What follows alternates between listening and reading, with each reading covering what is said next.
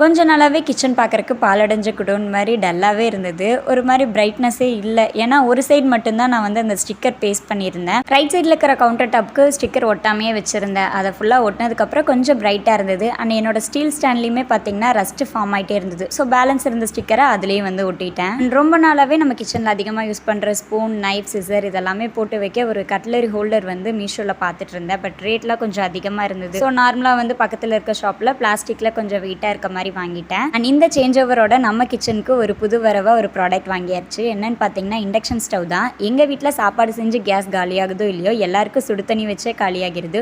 So main purpose தான் அதுக்காக தான் வாங்கியிருக்கு. ரீசன்ட் டேஸாக நிறைய பேர் கிச்சனில் வந்து மணி பிளான்ட் வச்சு பார்த்துருக்கேன். பட் எனக்கு அது கிடைச்ச பாடாவே இல்லை. அதனால நம்ம புதினாவை டிஃப்ரெண்ட்டாக வச்சு பார்ப்போம்னு சொல்லி வச்சேன். பட் ரொம்ப நல்லா ஃப்ராக்ரன்ஸாக இருந்தது கிச்சனே. ஃபைனலாக ஒர்க் எல்லாம் முடிச்சது. ஈவினிங் ஸ்நாக்ஸ்க்கு மக்கானா தான் ரெடி பண்ணியிருந்தேன். லைட்டாக கீ ஆர் பட்டர் சேர்த்து ரோஸ்ட் பண்ணிட்டு கொஞ்சமாக சால்ட் அண்ட் பெப்பர் சேர்த்தா சூப்பராக மக்கானா ரெடி.